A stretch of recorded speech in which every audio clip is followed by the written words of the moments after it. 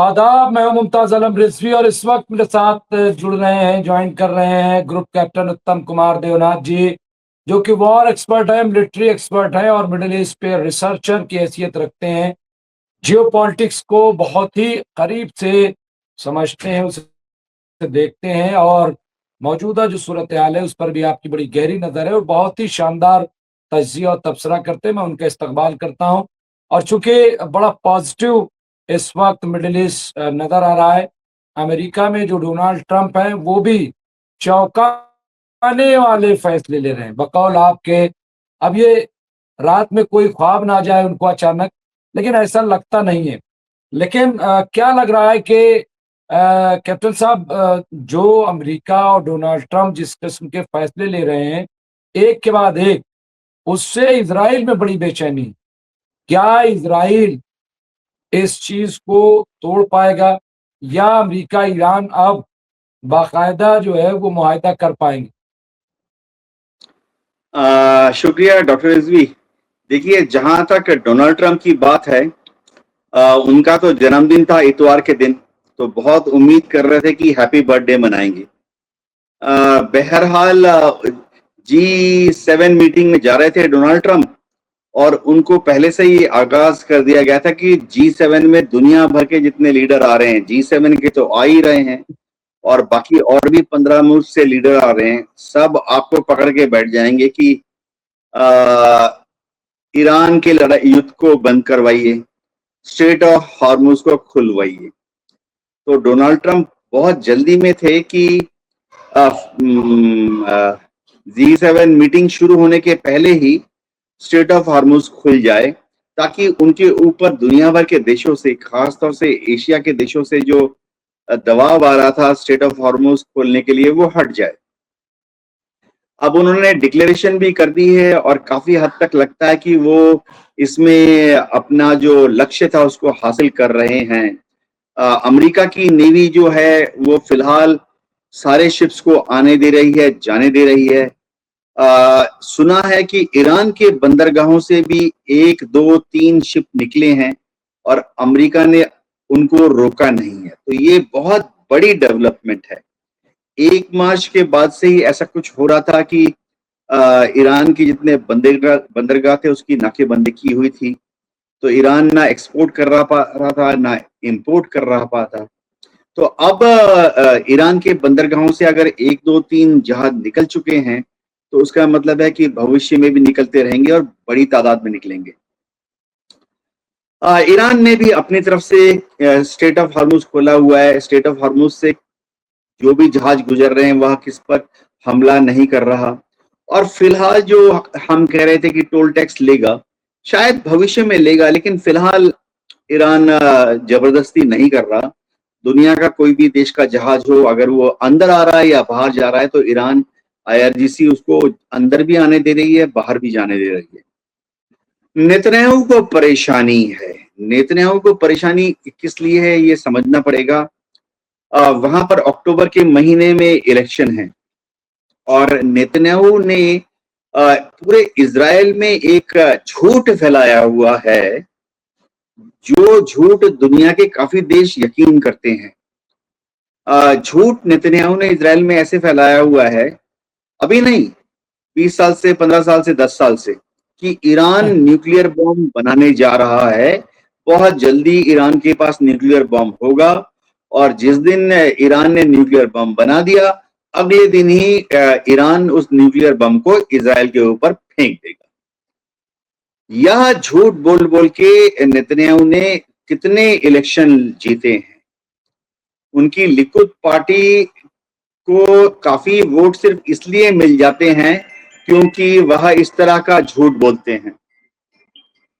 तो हो ये रहा है कि नेतन्याहू को मालूम है कि अगर इलेक्शन जीतना है तो इलेक्शन जीतने तक वह अपने इलेक्ट्रिक जो वोटर्स हैं इजराइल के, उनको अपने बस में रखें। यानी उनका एक काम होगा कि वोटर्स को बताते रहें कि अब अमेरिका भी हमारी नहीं सुन रहा, अब सिर्फ इजराइल की जिम्मेवारी है, यानी सिर्फ नेतन्याहू की जिम्मेवारी है कि ईरान को न्यूक्लियर बॉम्ब बनाने से रोके, ऐसा कह के वह अक्टूबर का जो इलेक्शन है जीतना चाहते हैं। जी डॉक्टर रिजवी।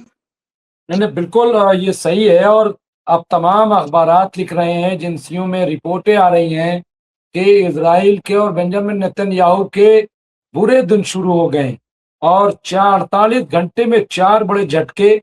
उन्हें अदालत में भी जाना पड़ा, वहां पे बहुत ज्यादा ये बेकाबू हो गए बेंजामिन नेतन्याहू, ऐसा कहा जा रहा है। तो क्या लग रहा है कैप्टन साहब, जो डोनाल्ड ट्रंप ने कहा था कि मेरी वजह से बाहर हो, तो क्या शिकंजा कस सकता है? इलेक्शन से पहले कुछ बड़ा हो सकता है इनके साथ? हाँ, जहां तक डोनाल्ड ट्रंप की बात है, वो उन्होंने नेतन्याहू को ऐसे कहा था जिसमें कुछ सच्चाई भी है। अब बात यह है कि डोनाल्ड ट्रंप क्या वाकई इजराइल को प्यार करते हैं? कोई शक नहीं है। अमेरिका में कोई भी एडमिनिस्ट्रेशन आ जाए, कोई भी राष्ट्रपति आ जाए, चाहे रिपब्लिकन हो या डेमोक्रेट हो, वो हमेशा इजराइल को अपने साथ रखना चाहते हैं। हम तो हल्के में ये भी कहते हैं कि इजराइल जो है अमेरिका का 51वां प्रांत है। क्या डोनाल्ड ट्रंप नेतन्याहू को डंप कर देंगे? ऐसा शायद नहीं होगा, लेकिन इजराइल के अंदर जो जुडिशरी है वो हाइपर एक्टिव हो गई है और नेतन्याहू को घेर रही है। इसका एक बहुत बड़ा कारण है कि नेतन्याहू ने पिछले 10 साल से अपने यहाँ जो जुडिशरी हैं, चाहे जज हो या एडवोकेट हो, उनके पर उतरने की बहुत कोशिश की। इजराइल में जुडिशरी जो है काफी हद तक आजाद है, जैसा कि ज्यादातर डेमोक्रेसी में होता है। यानी इजराइल में जुडिशरी जो है कभी भी जो जनता के चुने हुए प्रतिनिधि हैं या जनता द्वारा चुनी हुई रूलिंग पार्टी है या इजराइल की गवर्नमेंट है, इजराइल की जो पार्लियामेंट है, उसके काबू में वहां पर नहीं आती है जुडिशरी, जैसा कि होना चाहिए। डेमोक्रेसी के 3 पिलर हैं, तो 3 पिलर्स में जुडिशरी जो है वो हमेशा अपने को एग्जीक्यूटिव से और लेजिस्लेचर से आजाद रखना चाहती है, जैसा कि होना चाहिए। अब समन्स जाते रहते हैं नेतन्याहू को कि आइए कोर्ट में पेशी दीजिए, अपना बयान दर्ज कराइए। करप्शन के केसेस हैं, उनकी वाइफ पर केसेस हैं, और तो और उन पर एडमिनिस्ट्रेशन में फेल होने के केस हैं, जिसको कि इजराइल के कोर्ट में देशद्रोह का नाम दिया गया है कि 7 अक्टूबर 2023 में हमास ने जो हमले किए थे वो पहले से ही मालूम था। मोसाद ने खबर दी थी नेतन्याहू को, शिन बेत ने खबर दी थी, शिन बेत उनका इंटरनल इंटेलिजेंस एजेंसी है, ने खबर दी थी। लेकिन फिर भी नेतन्याहू ने कोई कदम नहीं उठाया और 7 अक्टूबर 2023 का वाकया हो गया। इस पे भी उन पर केस चल रहा है और वहां केस जो है वो जिस नंबर पे लगाया गया है वो देशद्रोह का नंबर माना जाता है। तो नेतन्याहू दबाव में है, लेकिन अमेरिका इजराइल को और नेतन्याहू को छोड़ेंगे नहीं। डोनाल्ड ट्रंप भी अपने कार्यकाल में नेतन्याहू को ही आगे देखना पसंद करेंगे। इसका बहुत बड़ा रीजन है कि इजराइल में जो अपोजिशन है, जो भी पहले तो इजराइल में अपोजिशन में 7, 8, 10 पार्टियां हैं, छोटी छोटी पार्टियां हैं, सारी बिखरी बिखरी हैं। और अपोजिशन में जो भी नेता है, छोटे छोटे नेता हैं, वो सब डोनाल्ड ट्रंप को पसंद नहीं करते। मतलब वो या तो सेंटर या सेंटर ईस्ट यानी मध्य मार्गी हैं, या थोड़ा सा विचारधारा से दक्षिण पंथ, वामपंथी तो नहीं कहूंगा, लेकिन सेंटर ईस्ट विचारधारा से बिलोंग करते हैं, जो इजराइल के विरोधी पक्ष हैं। जी डॉक्टर रिजवी। नहीं, बिल्कुल सही कह रहे हैं। और लेकिन कैप्टन साहब, ये भी बड़ा अजीब रहा है कि डोनाल्ड ट्रंप की मकबूलियत इजराइल में कम हुई, जैसी कि रिपोर्ट आ रही है बहुत ज्यादा, और बेंजामिन नेतन्याहू की मकबूलियत अमेरिका में कम हुई। वहां पे यहाँ तक कि रिपब्लिकन में भी दो फाड़ हो गए कि भाई ये कर क्या रहे हैं, हमें फंसा रहे हैं, अमेरिका को तहस नहस कर रहे हैं अपनी आना की वजह से।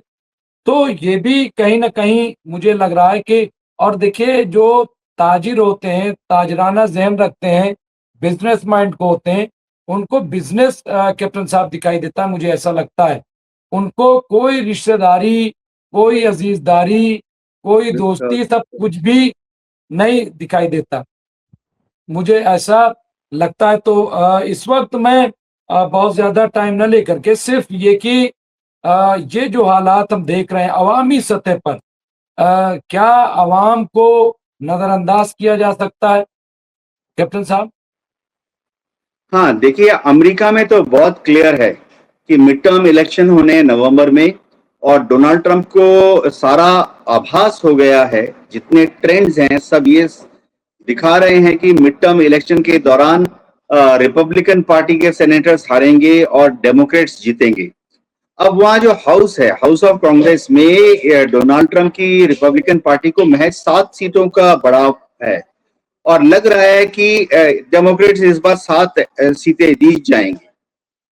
और इसी तरह से वहाँ की जो सेनेट है, जैसे हमारे यहाँ लोकसभा और राज्यसभा कहते हैं, वहाँ की जो सेनेट है वहाँ पे रिपब्लिकन पार्टी को महज 5 सीटों की बढ़त है और मिड टर्म इलेक्शन में लग रहा है कि शायद सेनेटर्स वहाँ पे भी डेमोक्रेट्स वहाँ पे 5 या 6 सीटें एक्स्ट्रा जीत जाएंगे।